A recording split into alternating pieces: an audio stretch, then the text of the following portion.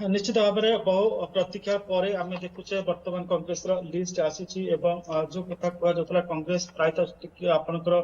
प्रार्थी चयन बहुत कसरत करा पड़ो ए बहुत कसरत कांग्रेस पाखे सेमती अतीत जमी आलोचना कर चिन्हा परिचित चेहरा से नहांती प्रायतः जो चिन्हा परिचित चेहरा बर्तमान से बीजेपी कैंप रे कि बीजेडी कैंप रे ता सत्वे शरद पट्टनायक जो एक्सरसाइज कर देखुचे से किसी पुराना लोक धरी रखा चेष्टा करुणा लोकर जे संपर्क से चेष्टा कर भक्त दास पुआ बाप पुआ लड़ुंट कांग्रेस टिकेट पुणी थे परिवारवाद को भी सामना को आनी युक्त अक्षय साहू कहीं देखो नवरंगपुर भुजबल माझी को जो सांसद प्रार्थी कर झील लिपिका माझी को डाबुगारू प्रार्थी कर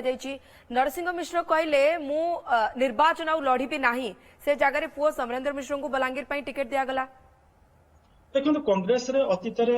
परिवारवाद थिला एवं से परिवारवाद को नहीं विजु जनता दल गोटे बड़ प्रसंग करथिला एवं सेथरु राजनीतिक फायदा करथिला जदि विगत 24 वर्षर 25 वर्षर ओडिशा इतिहास को देखिबे ताहले समस्त परिवारवाद को जदि को दल सबुठ बळी जायछि सेटा होछि विजु जनता दल आपण विजु जनता दल परिवारवाद माने सेटा प्लेटफॉर्म जो प्लेटफॉर्म रे आपण डायनास्ट माने दायाद माने जो परिमाण ग्रो करिसंती माने एटा गोटा फर्टाइल लैंड जेंति कहबे जहां लगेले सबु सिटी गछ हबो फल हबो Biju Janata Dal has emerged as a fertile land platform for dynast जो दायाद माने अछंती वंशधर माने अछंती से मानकर ग्रो पाइ तन करी इठी परिवारवाद ता ओडिसा रे के कोनोसी दल परिवारवाद ना नै कि के काको आक्षेप करबा अवस्था रे नांती प्रत्येक दल से माने निजर पुआ झियो संपर्क स्त्री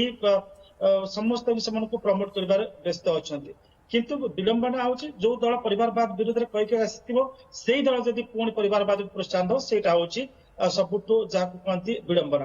तो एठी आपण देखिबे निश्चित भाव में बाप पुओ एठी आछंती सेठी बाप झियो आछंती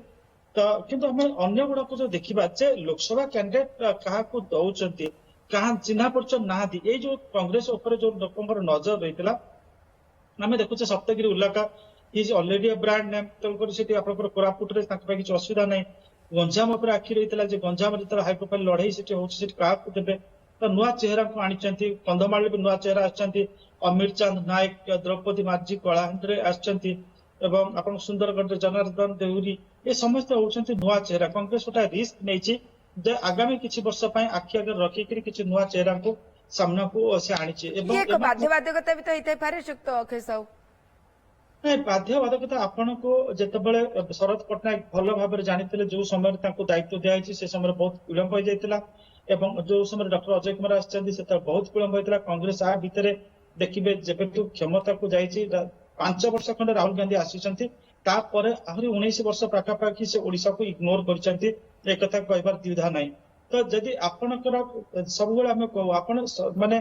प्रति समय आप जोड़ी हबार रहिबार आवश्यकता रही जमी राजा मैंने सैन्य मान सहित सब जोड़ी रही पारिदिक जाती सेमती आप सेंट्रल लीडर्स मैंने नियमित आसवा कथा प्रसंग गुड़ा उठेबा कथा कांग्रेस सेंट्रल लीडर्स आदौ आसिले ना एटी जे राज्यर दायित्व रहे छाड़दे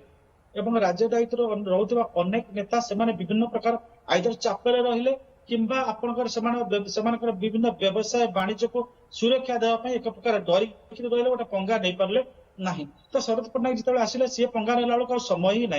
तेणुकर ता भर से जी समय पाई डॉक्टर अजय कुमार सहित मिसिक से चेष्टा करटलिस्ट जो वर्तमान नुआ चेहरा जोड़ी कोरापुट कथा जदि आम कहीं गोटे बोली प्रार्थी थे सप्तगिरी उलाका जी कि कांग्रेस को लोकसभा कहीपर मान रखिपारे कांग्रेस लोकसभा तो सप्तगिरी उलाका कथा जब देखा तेरे पूर्व आप जानते जो भाव दादा पुओ को विरोध करते अंपटे देखा तेरे मामू भणजा तारा बाहिनीपति तो सप्तगिरी उलाका तुतुम एम भी सामना को आसाला तो ये सब फैक्टर बाद कोरापुट एथर जो भाव कौशल हिक्का को पुणी थे बीजेडी रिपीट करवा एपटे कालीराम माझी को बीजेपी भरोसा करवा कौन सप्तगिरी उलाका एथर विरोध भारी पड़ो कि एथरक सप्तगिरी गत थर अपेक्षा एथर सप्तगिरी उलाका जदि से भोट जी पाई रखी पार्टी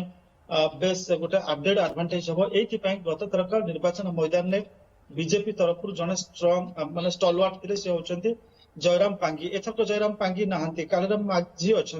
तो कालीराम माझी जड़े नुआ चेहरा से जदि सी आपणकर ଜୟରାମ ପାଙ୍ଗି ଆମେ ଜାଣିଥିଲେ ପୂର୍ବତନ ମନ୍ତ୍ରୀ ଜନତା ଦଳର ବଡ ନେତା ଥିଲେ ତାପରେ ସେ ତାଙ୍କର ବିବାଦ ହେଲା ସେ ଚାଲି ଯାଇଥିଲେ ପୂର୍ବତନ ମନ୍ତ୍ରୀ ଡମ୍ବରୁ ଉଲାକାଙ୍କୁ ମାନେ ଯିଏ ତାଙ୍କ ଦାଦା ତାଙ୍କୁ ବିରୋଧ କରିଥିଲେ ଏବଂ ତାଙ୍କୁ ବିରୋଧ କରି ପୂର୍ବତନ ପ୍ରାର୍ଥୀଙ୍କୁ ସମର୍ଥନ ଦେଇଥିଲେ